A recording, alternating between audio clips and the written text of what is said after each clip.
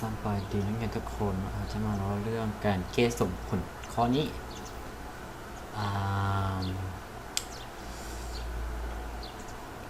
พระเจ้าให้มาอีกกำลัง4แล้วก็ท่อ6 4ท่อได้นี่นะอันนี้อาจจะใส่กับผลตัวนี้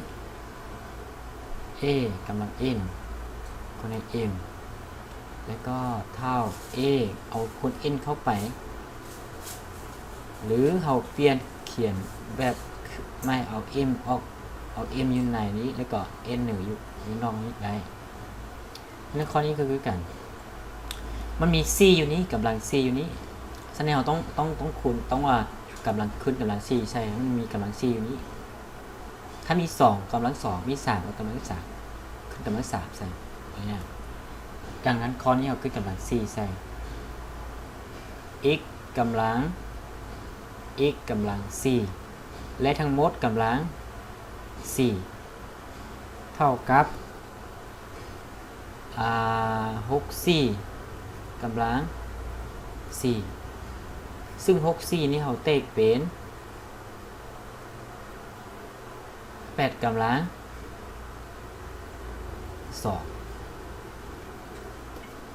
แล้วข้อนี้เราก็คูณ4เข้าไปคือข้อนี้คูณเข้าไป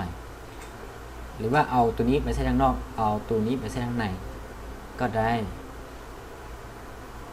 x กำลัง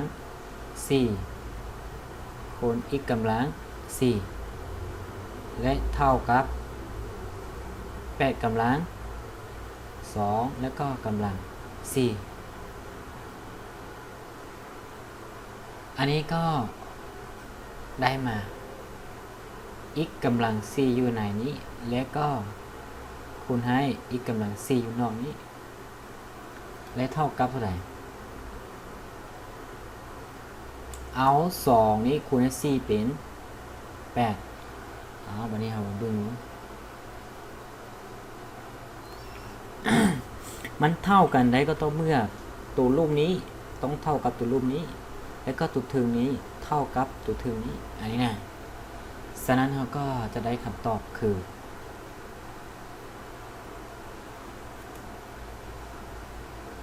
x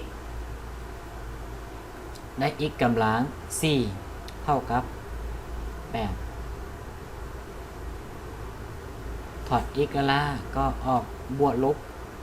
นี่นะ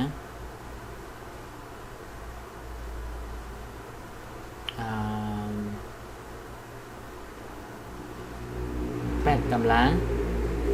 1/4หลังจากนั้นก็ถอนขึ้นมาได้อีก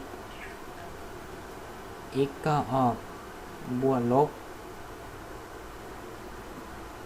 2กำลัง3/4อันนี้ก็คือคำตอบของสมผลข้อนี้โอเคข้ออื่นก็แก้แบบเดียวกันครับอาศัยวิธีเปรียบเทียบเลขนี้สื่อ